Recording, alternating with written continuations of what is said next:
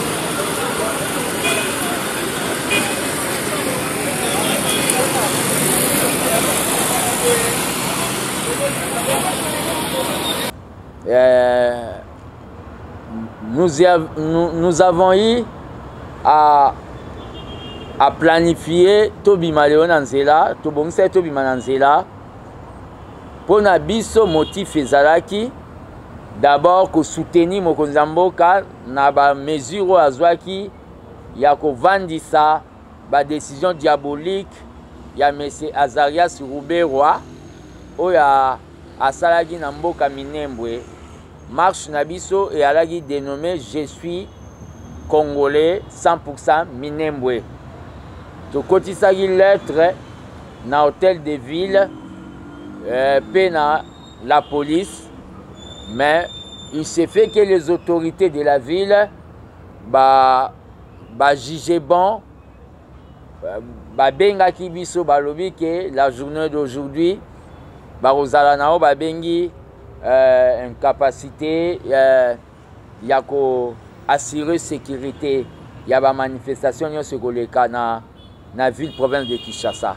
Motif ya marche na biso yalaki demander la révocation de M. Ruberwa et demander la suppression ya ministère ya décentralisation. Itinéraire ezalaki des gares centrales ti primature place Tolinga Totika Memo. Bon, tant que des légalistes toyoki lelo, mais tokolemba te à tout moment, tokolemba te parce que tolandi pe ba déclaration ya Rouberwa ba justification na ye au lieu azela ke akende na même na assemblée na bango baza na majorité na bango numérique majorité commandée Rouberwa bani ba justification na ye mutu atuni yango te ayebake mpo na biso peuple congolais ifa longwa pour haute trahison na makambo ya salaki sans ordre de mission sans qu'il soit mandaté pour na biso aza déjà déclaré démissionnaire. Là où nous allons changer au babengi ba motif à marche. Mais en rapport à ce qui s'est passé, nous disons tout simplement na ba ennemi nyonso babengi ya république, ba ennemi ya pouvoir ya le peuple d'abord. À tout moment, on va lancer action pour faire voir dans l'opinion nationale et internationale qu'il y a dit ça ne va pas ici, que le président Félix ne fait rien dans le cadre de propagande négative, dans mutema mabe, dans tribalisme, dans bango, dans haine. Biso armée des bâtisseurs tisseredistes, on les tient à l'œil, toujours wana pour contrecarrer bango na action na bango. Et tozoyebisa particulièrement na babengi Monsieur Fayulu, les maîtres de tribalisme de l'époque contemporaine, que l'action na nyonso soki ebimi na libanda ya logique. Soki aza na logique, nous allons les soutenir, nous l'armée des bâtisseurs, parce que c'est un compatriote, tout le monde est patriote. Soki abimi libanda ya logique na mutema oyo ya komi kolakisa eleki degré esali overdose na inondation vis-à-vis à pouvoir le peuple d'abord président de la République mutema likundu na kibonga yo ya lati ba action na nyonso akobanda kosala ekobanda ba mort né na ba fausse couche ndenge personnellement l'herbe Kendagi Genève abimaki babengi président candidat de l'opposition mort-né. Donc tozolo banaye que à tout moment qu'il va lancer nous serons là pour donner notre son de cloche où eza ya vérité non où eza ya tribalisme où eza ya mutema mabe où eza ya kokabola Congo. Donc l'armée des bâtisseurs tisseredistes remercie le mouvement nyonso ya UDPS au ba répondaki na manifestation bomoni ndenge gare centrale place liée à rencontre na biso ya laki mine to remercier le mouvement associatif nyonso ya UDPS. Là je vois NGT, je vois Safati, je vois Sofati, je vois NJT, je vois RDT et je vois aussi les forces du progrès. Le mouvement nyonso ya UDPS oyo ba répondaki na marche de soutien à la décision ya kolongola o babengi Monsieur Azarias Rouberwa, le pion de Paul Kagame. To remercier pe ba tisserediste nyonso to remercier ba tisserediste nyonso oyo ba se présentaki na marche na biso pour soutenir la cause juste, pour soutenir un nouvel ordre politique où ils ont Fati béton armé. Monsieur Fayulu doit comprendre que nous n'avons pas peur de lui. Nous n'avons pas peur de lui. Nous avons besoin, il y a des opposants au bazar rationnel, au bazar l'opposition républicaine. Neti ba Moïse Katumbi, ba Jean-Pierre Mbemba, oyo bazolinga. C'est pour cela vous voyez, même la passation de pouvoir na bango, il y a la Mouka, les deux là, Jean-Pierre Mbemba et Moïse Katumbi va se présenter à Guité. Donc, ils ont déjà signe aux autres qui savent Fayulu akotikala ye moko na makambo na ye azosala lokola musique tu ne comprends pas encore mwa mbongo azwaki na primature ekosila ye na baaction oyo Fayulu azosala baaction moko oyo nakoki kobenga yango baaction moko boye sans but sans motif. Donc nous allons préparer dans quelques jours notre oyo babengi une grande messe patriotique na Tchangu. Parce que tout le monde Fayulu veut donner l'impression que na Tchangu, c'est une zone de tribalistes. À tout moment, Marchika na Tchangu. Donc, Togosa la messe patriotique Morowe, na na terrain municipal de Massina, dans quelques jours, va bloquer au Etambole le Malamamboka. Le président Lobaï, le salut du peuple, c'est la loi suprême. C'est-à-dire, peuple à côté Kalate sans, avec vide Moro Babengi. Il y a des institutions pour bango bazolo ba test. Ils ne veulent pas que va changer la justice parce qu'ils savent que si tu as justice il y a solo ba ebi place ba ko souka. Mais ba eba ke ba ko zala déverrouiller par biso peuple.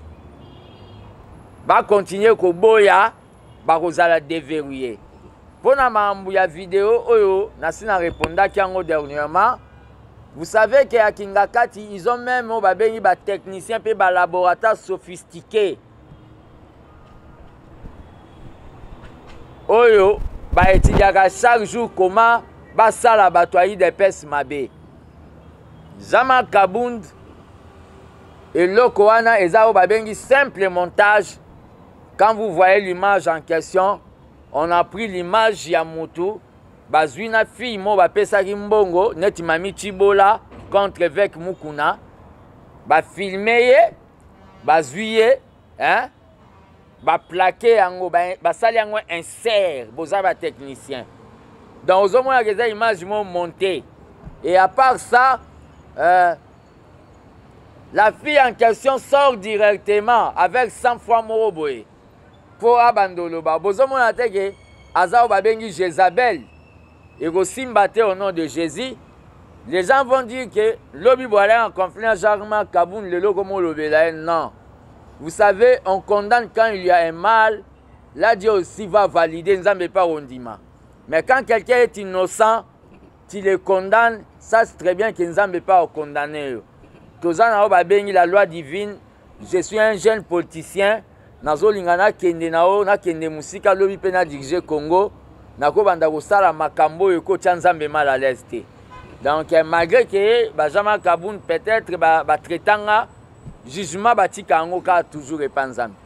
Question na mususu lobi eza ya nini? Je condamne ça. C'est ce qui démontre que la police au biso toyambi l'air tozibu konzi ezo senga ezala renouveler. C'est-à-dire il faut pas la rééduquer. Na kati ya la police wana bokobo sanate eza la police à brassage bazwa ba rebelle ya XCD Goma bazwa ba rebelle ya MLC bazwa ba Kadogo bango tu basangisa bango na ba gendarme ya Mobutu na ba garde civile et ça le loko moko boyene Ngombe dongo na madesu na fumbwa na nzungu moko donc ils ont vraiment rééducation na ba coopération multi-militaire au président Zosenga pour la police baïba que ceux qui va péki si marche moutaté qui téti il faut pas maîtriser beaucoup kendete tibo bobe ça va bien aller je condamne ça pour démontrer aux gens que même Fayulu liwanae biso UDPS tozo souhaité en côté tozo souhaité nzamba batelae à mon andenge Congo et ko bongana na premier mandat au tozui wana akoyi ko bongwana donc tozo souhaiter vraiment akufate pour amona ndenge vraiment Congo et ko bonga donc je condamne cet acte au esami na niveau de la police mais mes camarades aussi à ABT bazalaki déjà avant que ngana Coca-Cola ko ebisa bango que l'hôtel de ville a dit ceci bazalaki na gare centrale ils ont été voilà non on les a chassés là-bas par la police n'a pas voulu voir 5 personnes se regrouper mais nous avons toléré tondimi yango pona lelo tondimi yango toko kotisa prochainement Jantini akoka ko supporter ba manifestation ndenge Kimbuta malgré tika Kinshasa ba fulu abanda ko supporter ba manifestation. Ba combattant UDPS ba bi présent ça 30 ans. Ba combattant UDPS ba lobby que l'élection pour ça mais il faut recensement. C'est-à-dire recensement surtout ça de porte à porte. Ba yé pa na bino yo filmer fils mko, c'est qu'il faut bazonga lobby. Ce qui se boza 10 000. Il faut bazonga ba lobby. C'est que le recensement na et comme biso ti 2030. Na logique que musale ça ma bien pour Fayou le lobby ya hôtel le matin le bakei de pes ba tricher. Ozo comprendre. Mais pour na marambuke biso to ezande que UDPS ozana bukonzi fatia osa demanda na leki. J'ai déjà dit que moi je serai candidat na présidence à UDPS, pe candidat au babengi so bandiminga na congrès, candidat après Fati na UDPS, ou dans un candidat na président de la République.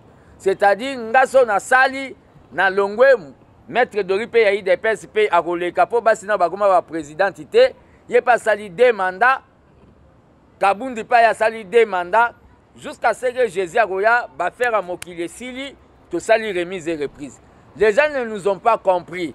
C'est-à-dire, Fatih n'est pas l'IDPS, lui, il va passer, mais quelqu'un d'autre de l'IDPS viendra, comme Mandela était passé, Tabombe qui était venu, et après Zoum était venu, toujours ANC, Ramaphosa de l'ANC.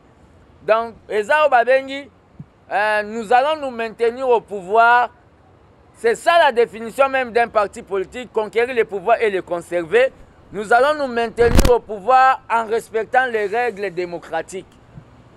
Donc, tout ça, la tenue à Kabila, qui a 18 ans, en respectant les règles démocratiques, oyo, tozo lingato tia en place par rapport à Makambwa Seni.